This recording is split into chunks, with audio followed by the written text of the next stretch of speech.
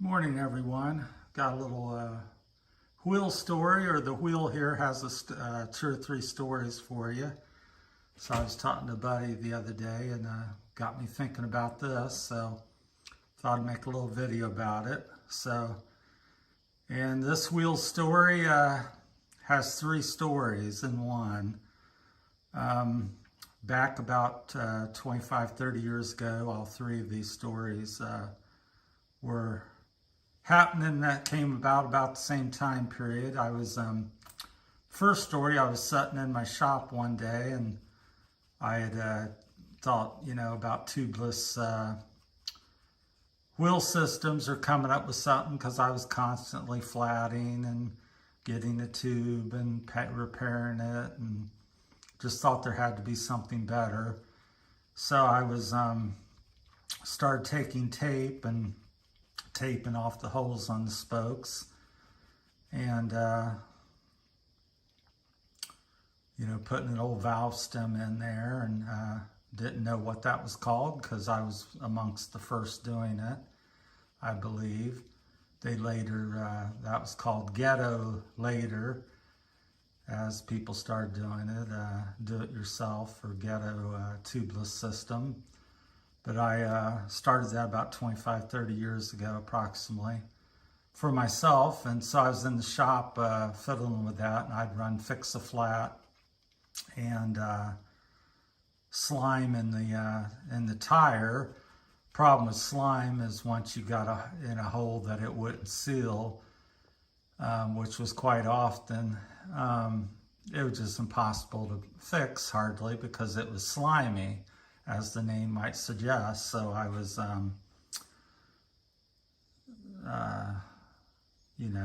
so once you did have a hole that it wouldn't repair, you couldn't put a patch, or it's just a slimy mess. So that made it very difficult, and the Fix-A-Flat didn't work very well. So I had a subscription to Mountain Bike Action back in the day, big mountain biker. And hopefully we'll get this all in here in a short video. If not, I'll have to make part two.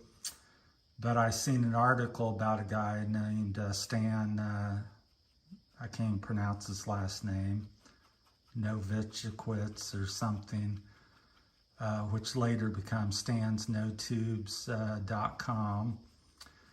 And he had a little brief thing, and he was doing some trying to invent and promote some sort of sealant, latex sealant. So I got his number out of the magazine. I gave him a call, and he picked up. He said he was out in his garage working on his sealant, this latex sealant, because we talked for maybe 45 minutes to an hour. I said, yeah, I'm trying to do some stuff as well. I've got the tubeless down. I just don't have a good enough product to seal the tubes. So he said he would send me some. I said, great, and thanks. And I said, if this all works out, I said, someday, Stan, you're going to be a multi-millionaire and stuff. You're going to have your own wheels and you're going to be famous. So that was 25-30 years ago, and now he has tires, rims, wheel systems. I don't know all of what I haven't checked in. I've kind of gotten out of the mountain bike scene about 8 years ago, but I don't know what all he's into. But he's gotten quite big, and can't hardly talk to him anymore. But anyhow, good for him. And but that was my part. So he sent me some sealant, loved it, and became at one time I was a dealer, distributor for his product as well, and got it at cost, but they cut me out of that once he got bigger, because I just have a small shop here, and just something I do on the side. So they no longer would allow me to be a distributor or dealer for his company. But anyhow, I still use the product, as you can see today. And I have the race sealant, which I like if you really want to not have a flat, and doesn't last as long as the regular sealant, but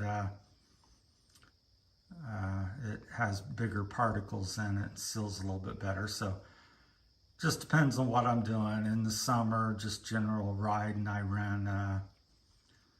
tend to run the regular sealant the most, and then for specific rides, or if I know if I've got a hole that the other one won't seal, I'll squirt some of the race sealant in to do that. Plus I have some other tire sealant plug, some of the latest stuff from Stan's and another company as well. Didn't think to get that out, but I'll introduce you to that at some point. So about some tubeless repairs. So that's my little story on Stan's. But and the other thing is on Stan's, while we're talking about him, and I heard about this guy called Dave Thomas, famous wheel builder even back then, and more so probably even today. SpeedDreamsWheels.com, I think. His name's Dave. Dave's Wheels, Dave Thomas, Speed Dreams. Google it and his name will come up. Anyhow, he built me this wheel, and today it's never been trued after 25, 30 years of riding and abusing it. It's a 559, and it's also one of Stan's original. This was his all-mountain downhill rim, his first production, I believe, and it has the welded bead there, as you can see on the rim. They didn't machine it down, they just left a rough weld bead. Not sure what it was called. Disregard the Mavic wheel stickers that was put on by me. I just like the white stickers. But this was one of No Tube's Stan's first rims he made. And you can tell that by the welded rim. If anybody remembers the name, I'm not sure if it's a ZTR or what. He's developed so many names out over the 25, 30 years, I can't remember. But disregard the Mavic wheel stickers. It is a No Tube's rim, and it's one of his first production ones as far as I'm aware of. And you could tell that by they had welded rims back in the day, but they quickly went away from that and had a welded rim, and it was machined off or whatever. So, but this was one of the original ones, and you could tell that by that bead right there. So, so that's kind of some of my wheel history on the different wheels. Is one, the No Tubes aspect and Speed Dreams, and getting back to Dave Thomas and his wheel builds. When I would talk to him, this guy's just a mad scientist of wheels. He would, this is back before I never even heard of things he was doing back in that time period. What he would do to balance up the wheels, depending on the rim and the hub configuration, he might put 14 gauge on one side, a 14-15 double butted on the other side. He might do radial lacing on one side and 3-cross on the other side, just to keep the wheel and the spoke tension even, because as everybody pretty much knows, the hub flanges can be narrower, wider, or taller, shorter. And the rim is usually almost always dished on a back wheel to allow for the gearing. So that causes uneven spoke tension. So what he would do to even that up, he would lace some spokes with the head in, out. Not just alternating, he might lace the non-drive side, or the non-drive side, with the spokes heads all facing out. Just all kinds of little tricks to get the spokes to line up and tension better. And as I said before, you might have a 15 gauge on one side and 14-15 double butted on another side. The guy was just a mad scientist. And he's built half the wheels I've owned, which I'll show you up here. This is hanging from the ceiling. There's at least 24 wheels probably.